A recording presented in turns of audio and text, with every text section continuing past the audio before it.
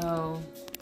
How's everybody doing this evening? It's hump day, Wednesday, yeah, all that good stuff. So I know that I did not put what the topic was for this evening.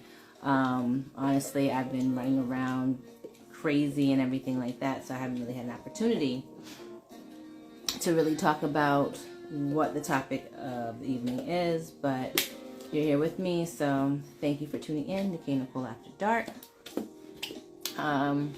Of course, as always, thank you very much. As always, I'm going to share that the Kaynichole experience, massages, $75, plus drink and gift, Father's Day, is available. It's still up. Got a few people, but I would definitely love more to take advantage of this deal. So why not pamper yourself for Father's Day, or just because you're a man, and you want to celebrate it. So, why not? Oh my goodness, it's hot. Should have wore my lighter robe today. Also, my hair oil is still 20% off for the entire month of June. Again, because I get a lot of compliments on my hair. And half of it is like genetics, and the other half is this really good hair oil. I was going to call it crack, but it's not. It's just really good hair oil that has everything that you need for 4B, 2B hair for it to be amazing. So definitely check it out if you have not had an opportunity to do so. So, oh my goodness, hot. Let me drink my wine. Maybe that might cool me down. So, the first topic of the evening. Oh my goodness, why am I so hot? Whew. I'm so hot. Okay. The first topic of the evening is counseling. Right? So, I was talking to a friend of mine, and they're going to get married. They're going to get married soon, and they were talking about going into counseling for their marriage, right? To do pre-marriage counseling. And as they were telling me this, I was just thinking, and I wanted to bring it to you guys, that even though people look at counseling when there's a problem or before they get married, it is important, or it can be important, to go to counseling at any stage of your relationship. Going to counseling by yourself, definitely recommended. Going counseling when you get into a relationship, getting in counseling during that dating stage, because there's nothing wrong with, oh my goodness, I am so hot. I don't know why I'm like burning the hell up.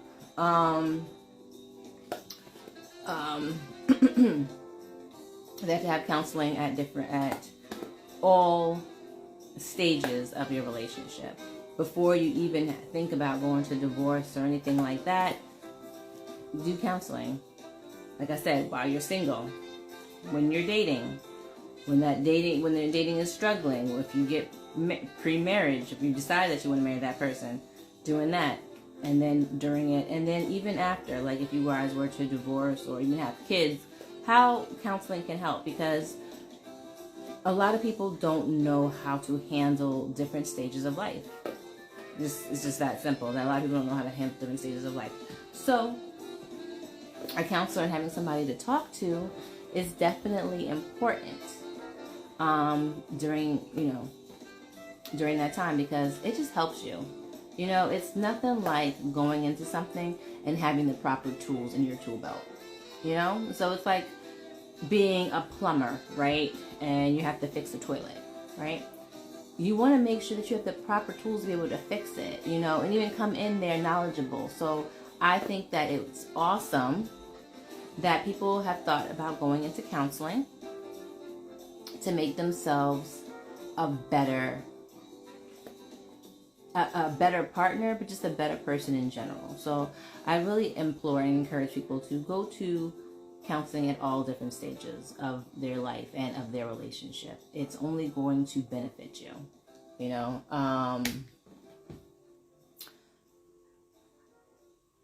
I can't I'm trying to think of anything that I could say that would be a negative about it, but no, it's just going to flourish your relationships.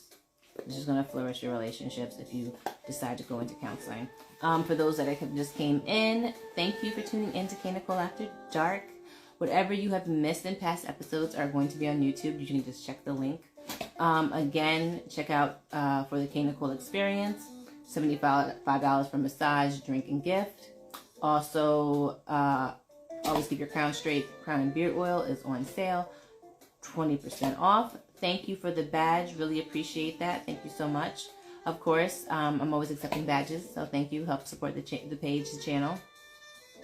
And yes, like I said, I didn't discuss about the topics. I didn't have it listed, but again, the first topic of the evening is counseling at all stages of your relationship or of life, okay?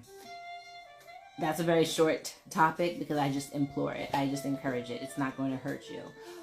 It can only hurt if you have a bad therapist, and that's something that I can talk about in the later episodes or something like that. Because I was having a conversation, like I have multiple conversations with people, and it kind of brings to this channel about the kind of counselor you should even be receiving. And this person went to a counselor that was not a good counselor. And the thing is that you should go to people that you can feel comfortable talking to, comfortable sharing with, comfortable letting them know, everything about your life, because that's what you're really doing. You're letting them know the intricate parts of your life. So you need to find somebody that you feel comfortable talking to about it, and a person that has like views, because honestly, you don't want to go to a therapist that believes in pro-choice and you're pro-life. It's not going to work. Like, if anything comes around with those kind of semblances and stuff like that, it's going to be an issue. So you want to have a person that's going to be it's not going to be a yes man or yes woman in the counseling arena, but or a part in a therapeutic process, but will have liked views so that you can be comfortable sharing and be comfortable having options and alternatives. So again, that's why you want to go to somebody that has liked views as yourself. Now, for the second topic of the evening, it is blended families, right? Because we're in the month of Father's Day, month of Juneteenth. So family is a big thing, and definitely during this time, because if we know anything about our heritage and culture when we came to the U.S., is that they were only select, and Juneteenth is what we had made for ourselves, but select holidays, enslaved blacks were able to go visit family. And they oftentimes, when they were sold to different plantations and stuff like that, they had to build their family with extended family and everything like that, right? So we basically kind of started blended families. Can you please go over there? Oh my gosh. I know. He's sick and he's going through it. So he's becoming a big baby right now. Okay. Go. Den. Come on. You got to go. You got to, come on. I'm doing something right now. Okay? Sit. Oh my gosh. I'm sorry. Excuse me. I need you to stop. Otherwise, you can't be in here with me. It's annoying. Okay, so I do apologize for that disturbance. So we already know about having blended families, okay? Having extended family, but in this day and age,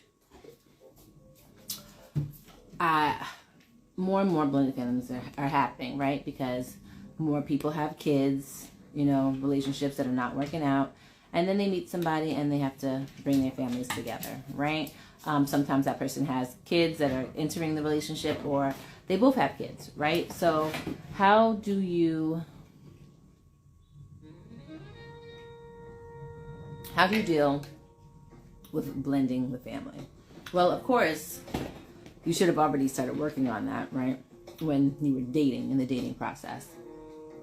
But the dating process can look a lot different than how it can be when you guys are all living together, right?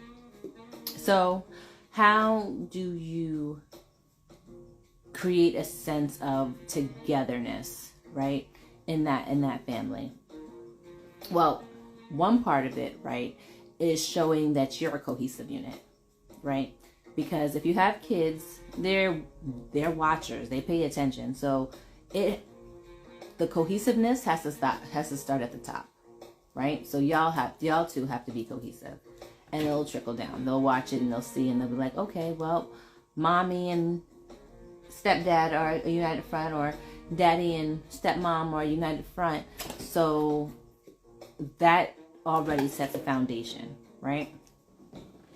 So the next part of blending, right, is, like I said, it has nothing to do with the children.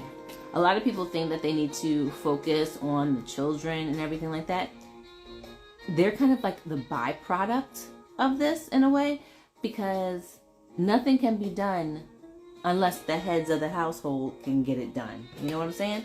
So for instance, if the kids aren't doing certain things, that's because the parents or whoever is the main figurehead is not putting that into place, right? So you have a blended family. The most important thing you can do is to make the person that married in more comfortable. Like they're a part of the decision making and stuff like that. So it could be, for instance, field trip, just for an example, say field trip, right? Instead of you signing the slip, the other parent can sign the slip.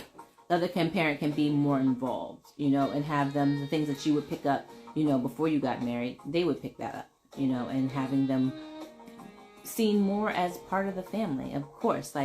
I'm going to use a word that my friend uses all the time, edifying, right? So you want to uphold that person. So when certain holidays like Father's Day comes up, they're made important, right?